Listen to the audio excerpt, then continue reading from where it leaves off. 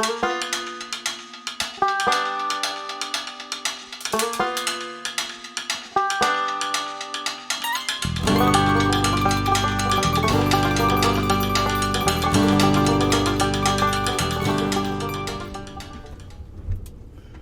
hello and welcome to my cellar.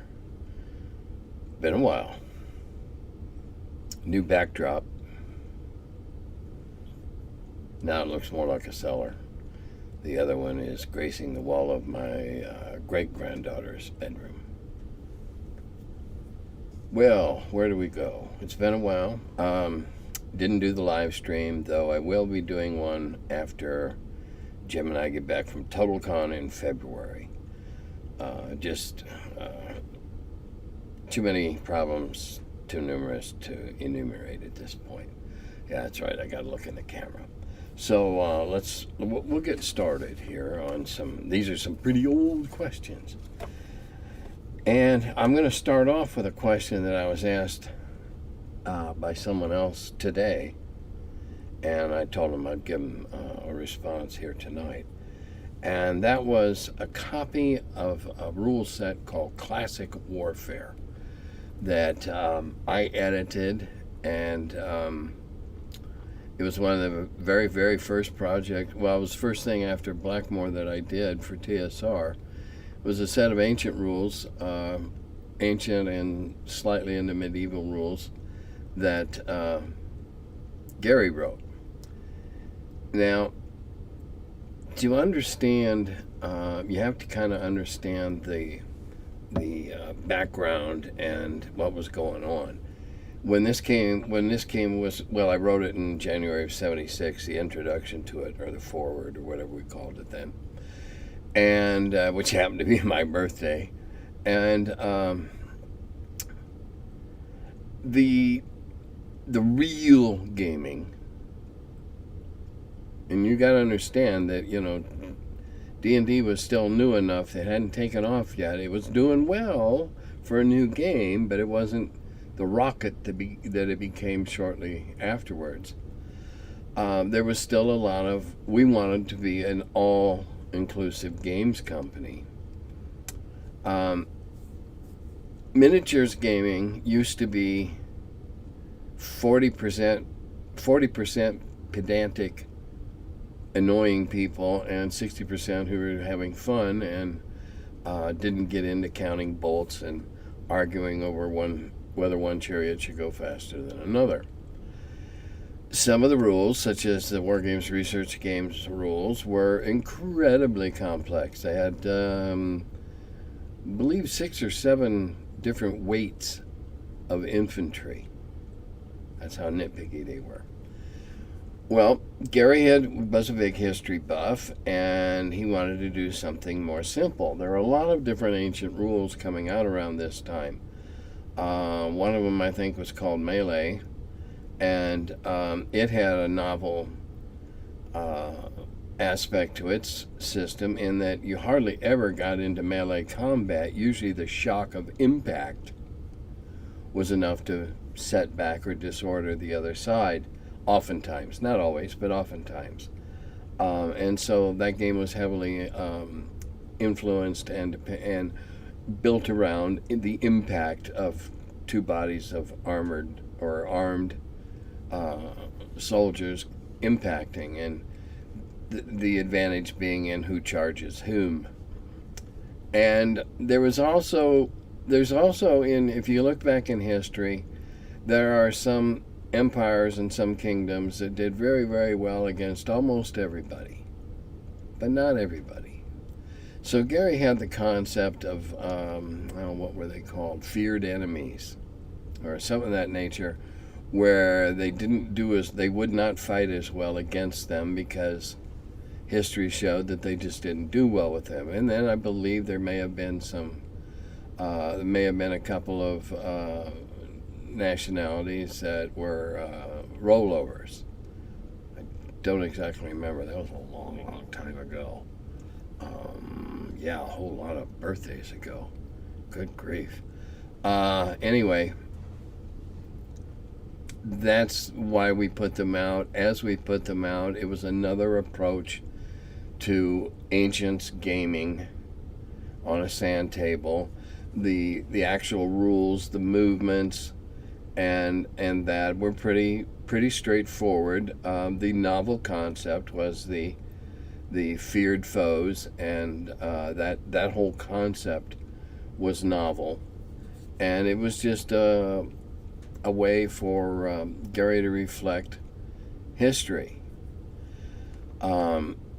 Most of miniatures gaming back then was historical. It wasn't fantastical yet. It was not considered cool or heard of to decide to play two armies against each other from wildly disparate periods of history. You wouldn't play a bunch of Normans against a bunch of Byzantines, for instance. But in building and looking for games to play and games to set up, it was a useful tool, that designation of feared foes. So that's, boy, I gotta be honest, I don't remember a hell of a lot. I did play test out some of the mechanics as I was doing the editing to make sure that they worked as the words said they were supposed to, and they did. Okay, on to something else. You mentioned you wrote something with a map for Eldritch that didn't get published. Seems a pity to let it remain so. Why not publish it now, whether the publisher or loan through like DriveThruRPG? Well, I'm not involved with DriveThruRPG anymore on an individual basis.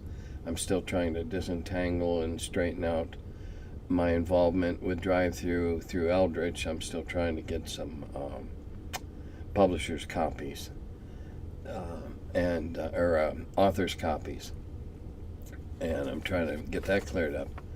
In the meantime, the map was drawn by Stefan Picorni of Dwarven Forge fame.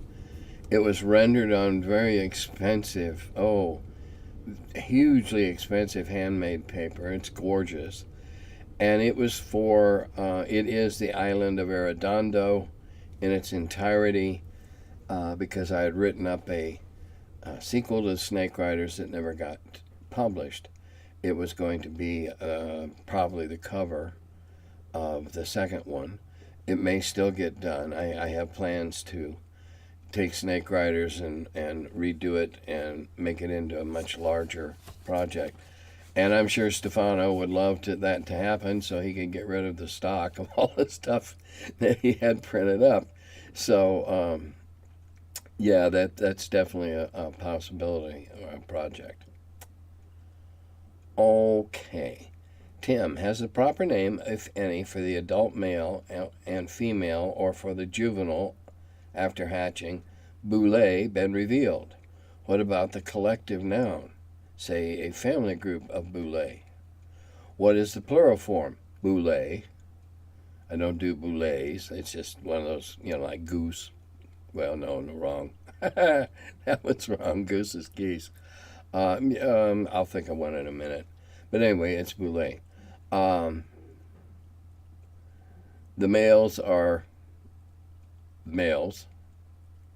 The females are females. I don't have a fancy name. You could call a female a sow or whatever. It doesn't matter. The hatchlings are just that, hatchlings. But a group, I have a collective noun for a group. It's called a dread of Boule. And that one ought to be self-explanatory. How do you react when a player at a fairly low level manages to find a high-level magic item like a +3 shield? I kind of feel a little prideful as a DM for the PC since it's usually one from a fairly dangerous enemy or encounter. Now, there were 4 replies to this, and I'm going to read each of them in turn. And then, make the shield afraid of orcs, or give it a weird curse with a plot hook. I'm messing around, but I can't wait to hear the answer as well. My favorite magic shield story is the one about the magic shield that insults and taunts people. Here's a response to the finding of, wow, lucky you. Hope no thieves learn about this powerful magic shield owned by a 2-bit nobody. And the final one was, oh, that definitely happened. All right. Go back to the top. How do we act? Okay. Generally, if I've written the adventure, I tailor the quality of the magic, the ranking of the magic, if you will, the potency, as appropriate to the suggested levels of players that we adventure writers all have in mind when we write them. I generally don't have something really, really potent lying around for some low level to find it. I try, when I'm doing adventures, I try to tailor the rewards with the dangers. And I wouldn't be likely to have that just lying about. However, if it came to pass that, and it would probably be in somebody else's adventure, or an incredible fluke of luck, whatever, if it came to pass, well, it's kind of mean-spirited to make it cursed. But nah, maybe not. If you're going to give somebody a +3 shield that's going to, jack them 3 armor classes, then I kind of like the idea of it's afraid of orcs, or better yet, when it senses orcs or gnolls or whatever you choose, the shield vibrates audibly because it gets so excited. And yeah, there is always the danger that good magic attracts thieves and creatures that feed on magic. So all of that would have to be taken into account.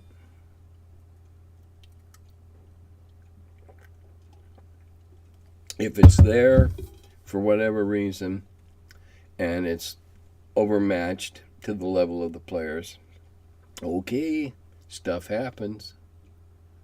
But all that other stuff, it all depends on whether you want to let them keep it. Are you just trying to screw with them? I mean, if it so happened that I had a 3rd level player find a +3 shield, I would certainly let him keep it. I'd like to think I'm not so mean-spirited as I think up plots to have people steal it from him. Because after all, hey, it's fantasy and we're just giving out shit and shovelfuls anyway. Right?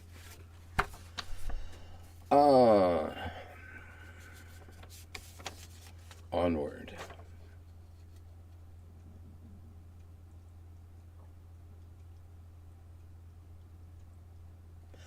All right, I'm gonna condense this question. In a game played with his brother, it happened that they encountered both a vampire and a werewolf, and the group, the fighter and a cleric, managed to defeat them both. However, the fighter not before being bitten by both. So it's not been a good day for the fighter, even though he's still alive. He's been bitten by a lycanthrope and and a vampire. So how would I handle that? What happens to him? Well, I guess that would really depend on the dice rolls, wouldn't it? Because if he makes his save and throw against lycanthropy, for instance, he doesn't have to worry about becoming a werewolf or a weir otter or, whatever, in this case, a werewolf. when the moon changes. Same with the lycanthropy. Now, lycanthropy, weirdness, can be a lot of fun for the DM because in the old rules, you could master it. It would come over you at the worst possible stressful times, etc., but you could master it.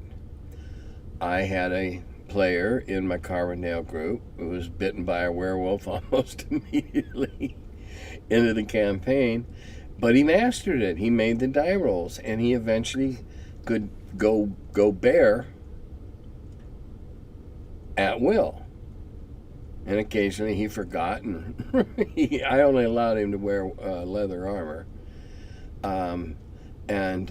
because I knew my players. I knew if I put him into anything metal and he went bear, he was going to hurt himself.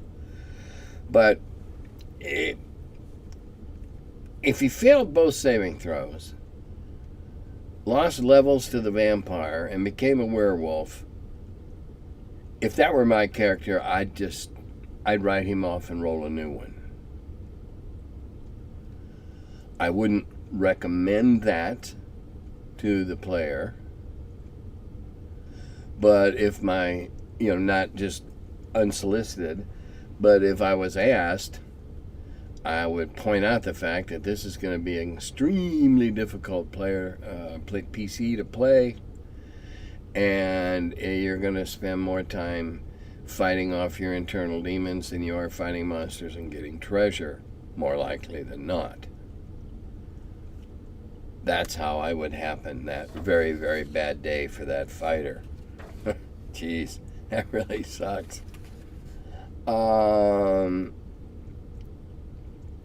As for figuring out percentiles and that, use the Constitution and hit dice as a guide if you want to make rolls like that. People with a really strong Constitution have a better chance to fight off the effects of the bite in my world. Just seems to make sense.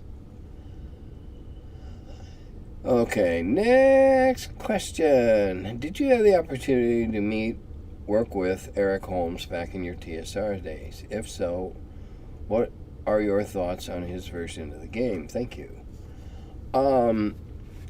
Eric and I only had a few occasions face to face. I knew who he was when Gary said, okay, this is who's gonna do the basic. He had the chops for it. I thought he did a good job. I also published some stories of his, as I recall. And when his son had the posthumous anthology published, he felt it very important to make sure that I got one, and he signed it and personalized it, and it was very nice. I thought he did a good job for what we were trying to do. We were trying to take it from R to PG. Killing stuff, you're never going to get it to G. But by the same token, we weren't going. We wanted a product that wasn't a real salty R for new players, and we wanted to dampen somewhat the shrill cries of Satanism and demon worship and kind of this stuff. That stuff was starting, and so this was an address to that okay, we took out the really bad demons and devils, and we sanitized it somewhat, and I thought it was an excellent vehicle for younger and or newer players to learn the game. I always thought John was very much the gentleman. I enjoyed speaking with him when we had the opportunities, and I enjoyed publishing his work. And as I've stated many times before, having a relationship with TSR was not necessarily going to get you in my magazine, but it was good enough on its own merits. Here's an odd question. Do I have Estonian background? No. I'm about a quarter Finn, but that's as close as any of my ancestors got to Estonia, I'm pretty sure.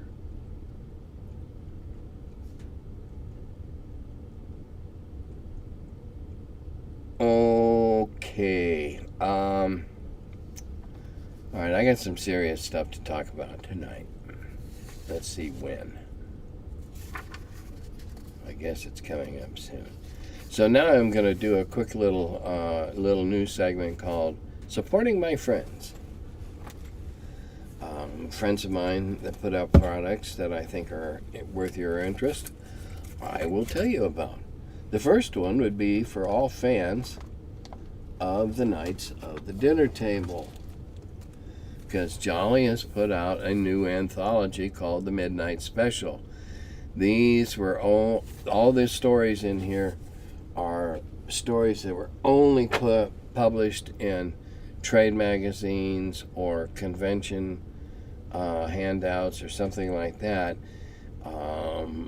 Roughly speaking, they've not seen wide distribution, and there's some good stuff in there, so check it out.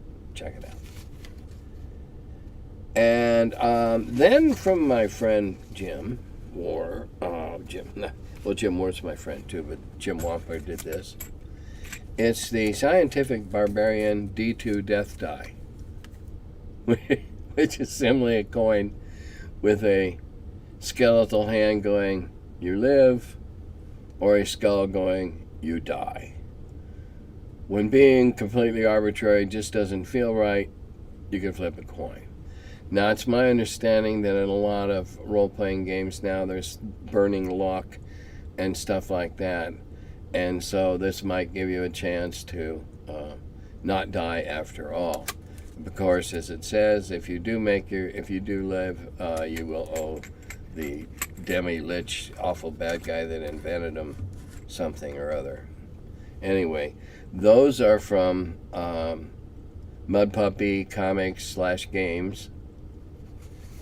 That's Jim Wampler's website. So you should go check them out. And now, I'm going to support another friend. And this friend posted a very lengthy Facebook post today that I shared on and have shared on. And I'm going to read it for a number of different reasons.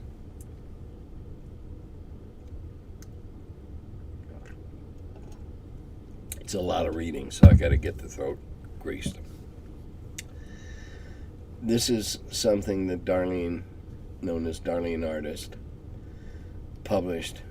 posted today. Alert or whatever. Truth in Advertising. I've known Darlene since the very, very beginning of her involvement with the hobby. I published and commissioned art from her before TSR did. When she came to TSR and wanted to get a job, Sutherland told her to her face that girls can't do fantasy and wouldn't use her. I didn't know this at the time. And then I used her, and then I earned his enmity for using somebody he said couldn't. Well, Dave couldn't do anything to me about it anyway, except gnash his teeth and be furious. So we go back a long way. Her husband died a few years ago.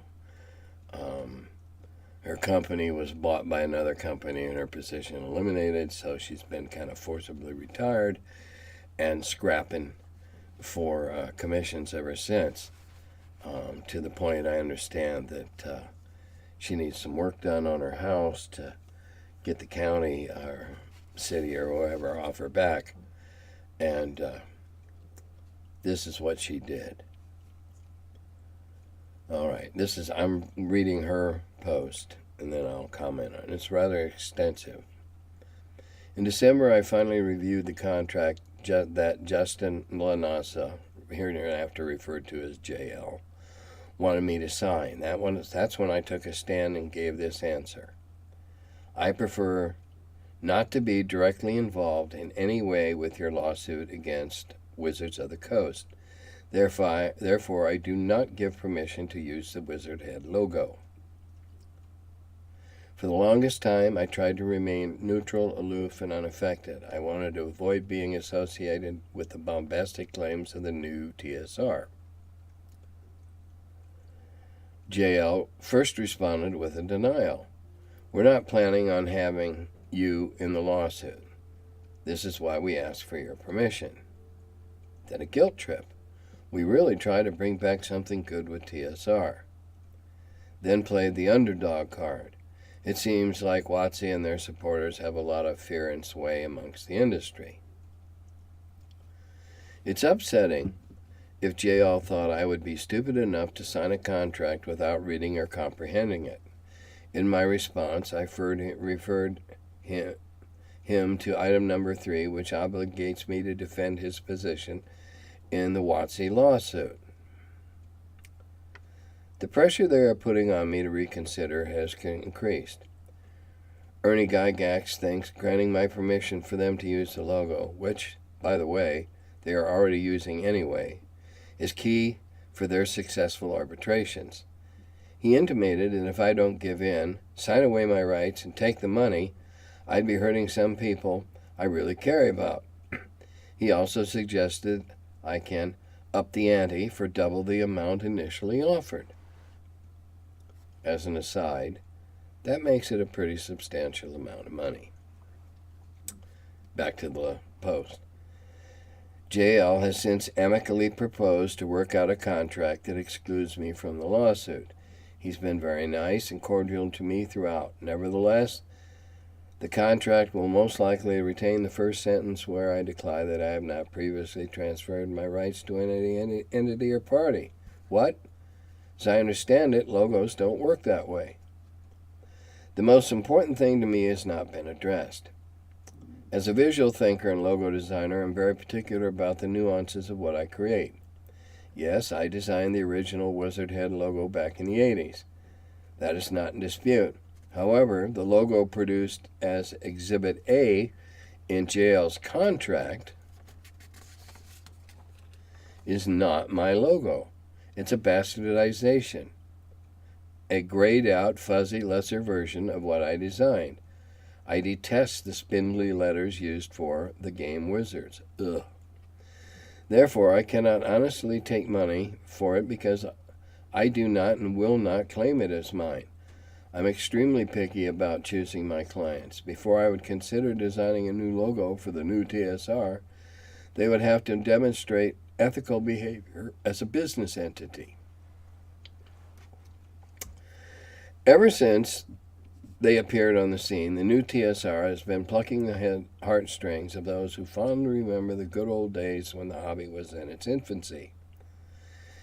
JL's lofty words, to honor and remember TSR, the Dragon, Gary, and all the alumni of the old days of gaming, end quote, sound inspiring, but I remain unconvinced. I never want to return to Lake Geneva to relive the good old days of TSR.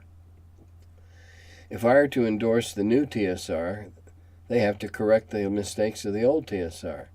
They must be kinder and more generous to artists and authors in their employ.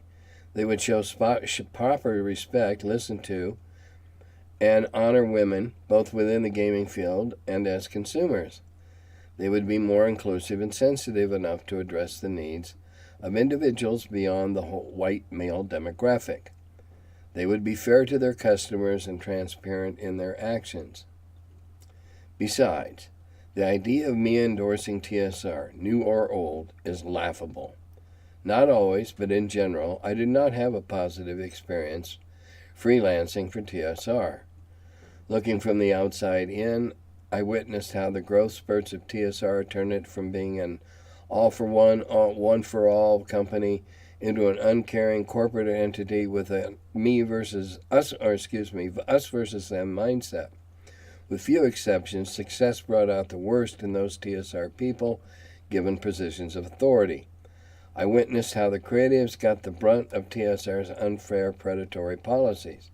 No, I do not yearn to return to that stressful, hostile, and toxic atmosphere. My memories of TSR are clear because they are frozen in the time I needed to leave Lake Geneva for my own mental health and well-being. I turned my back on a growing number of small-minded TSR people who created and spread malicious rumors and hurtful lies about me. Made me feel unwelcome whenever I visited the building, told me my art was not very good, and caused me to doubt myself and my abilities. I left to pursue knowledge, my MFA, and the prospect of new beginnings with no intention of returning. Gary Gygax contacted me in 2005 and coaxed me back. That's when he and I became fast friends. In the years since, I've discovered, for the most part, nothing much has changed for females in gaming world, i.e. Gamergate. TSR unfair internal practices, abusing creatives financially, seem to have followed the RPG industry. How do I know? Having worked as a professional in the real world since 1984, I'm aware of the many disparities. Today I decided to publicly share my power of no. I recognize this as a teachable moment for the dispossessed. Charged with 42 years of suppressed emotional pain, my no is big and empowered. It includes no to bullying and unethical business practices, no to the unfair treatment and compensation of artists, creatives, and women, and no to taking advantage of the disadvantaged to profit at their expense. My no is also cathartic for me. With it, I officially reclaim those lost parts of myself I abandoned so long ago. I have the courage to take this stance. Excuse me. I'm trying to read this without glasses. My eyes are getting a little blurry by now. To have the courage to take this stance, my desire for money had to be relinquished. Only then could I clearly understand the implications of what saying yes meant. As tempting as a yes would be, it was ultimately disempowering. Compromising my integrity for the money is the same as selling my soul. Therefore, I choose to continue living like I always have, modestly. I choose not to allow temporary feelings of desperation and depression to rule me, nor compromise the greater truth of who I am. Perhaps I should credit JL for catalyzing my healing process and helping me demonstrate what feminine power looks like. Quite a statement. I understand exactly a whole lot of what she is saying. Sutherland did everything in his power to belittle her at the very beginning. I never got along. I did not get along with Sutherland. We coexisted and we worked together when we had to. I have the feeling, though, my personal opinion, is that Dave, by the time she mentions, was so frustrated at being an art director, supposedly directing 6 people who were all more talented than him, that had to chafe. There had to be a little chafing there. He was a misogynist, clearly. The fact that he got married briefly still astounds me. Darlene's right. Creatives get short shrift. Some of the more successful companies today pay ludicrously low rates for their creatives to write for them, but because they're the only market in town, they're able to do it. I can't think of a single of the companies right now that I would write for, because none of them pay enough for me to get my typewriter out, so to speak. It's still tough to be a lady gamer, real tough. There are people that are set in their ways, and being raised that way and over a certain age is no longer an excuse, because I was raised that way. I'll be 73 in a week. I was raised that way, but I managed to work my way around it. I'm not virtue shouting here. I'm just saying it's doable.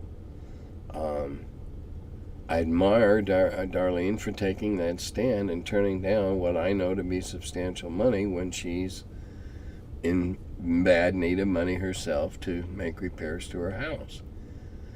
I admire her stand for doing that. I stand by her in her condemnations. I don't believe that this new TSR has done anything good for the industry.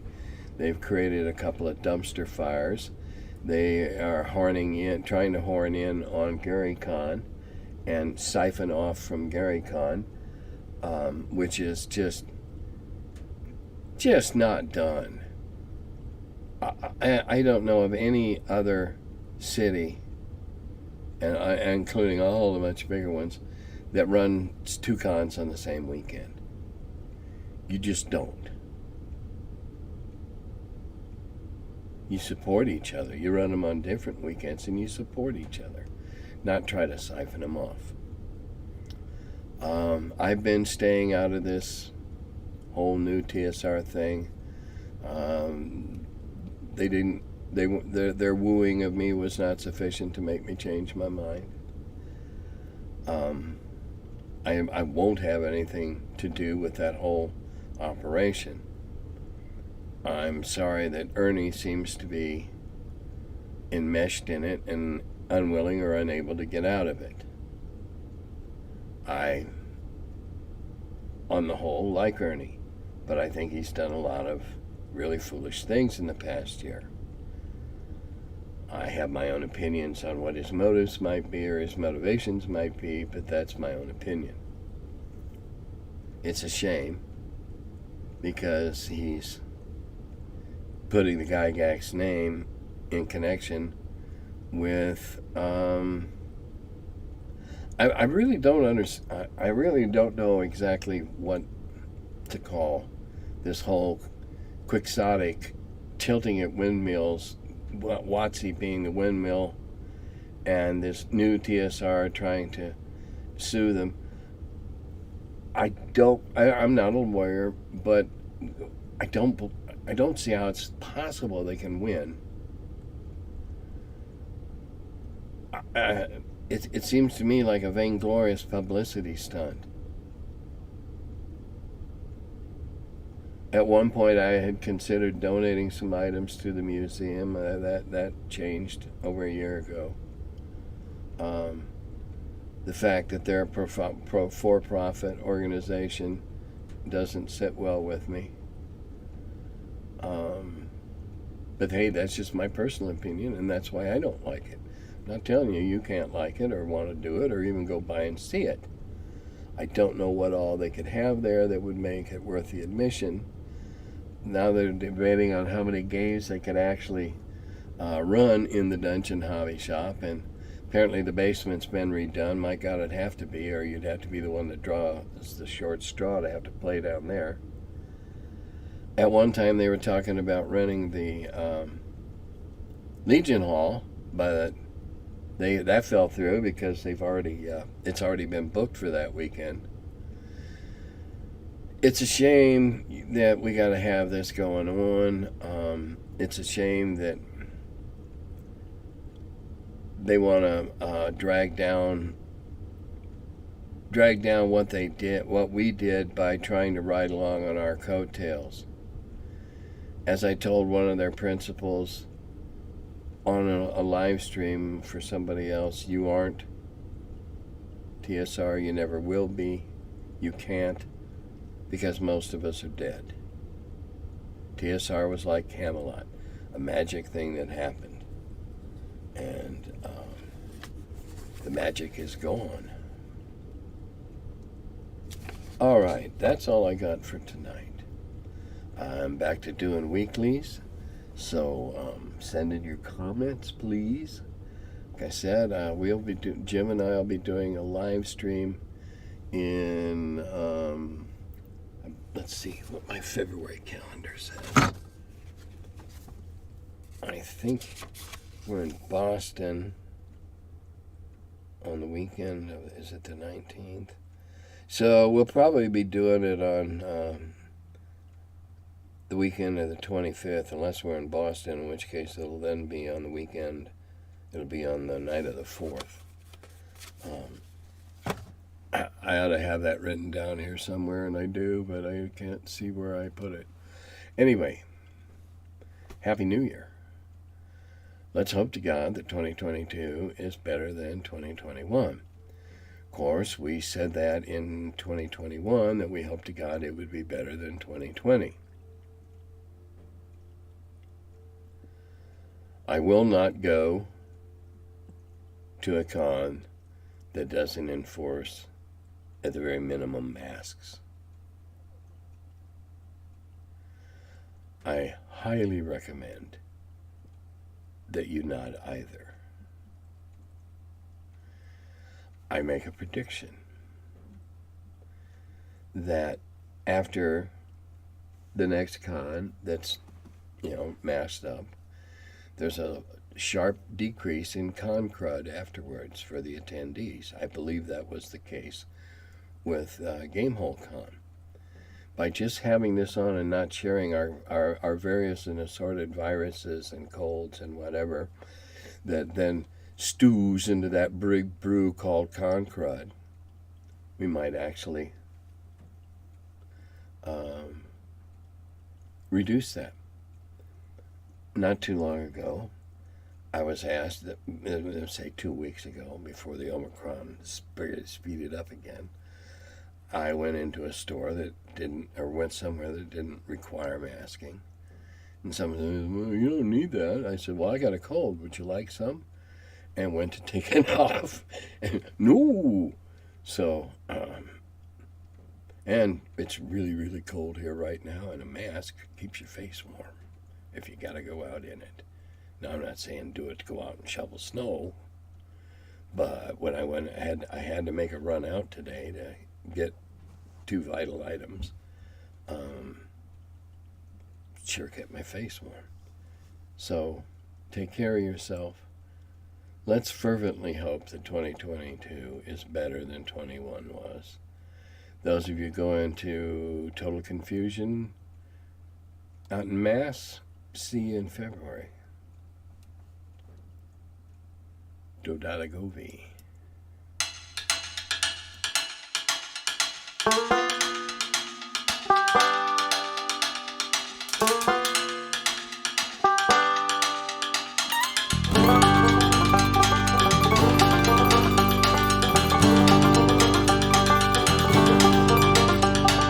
He's the curmudgeon who wrote about the dungeons. Now he's the feller, live from the cellar. Talks about D&D and old school RPGs. Still quite a feller, the curmudgeon in the cellar. Last man around when them rates went down. Calling Gary in that Lake Geneva town. Hey Gary, it's an awful mess. Let me edit, we'll have success. D&D and Dragon Magazine. He's the curmudgeon who wrote about the dungeons. Now he's the feller, live from the cellar. Talks about D&D and old school RPGs, but he's still quite the feller, the curmudgeon in the cellar. Magic missile, it's a mortar shell. Make it hit in the first level spell. Brought psionics to the game to attack that wizard's brain. TSR and fantasy, collection of micro armory. Titan with tramp under a tree, High as could be. He's the curmudgeon who wrote about the dungeons. Now he's the feller, live from the cellar. Talks about D&D and old school RPGs, but he's still quite the feller, the curmudgeon in the cellar. Still quite the feller, the curmudgeon in the cellar. Curmudgeon.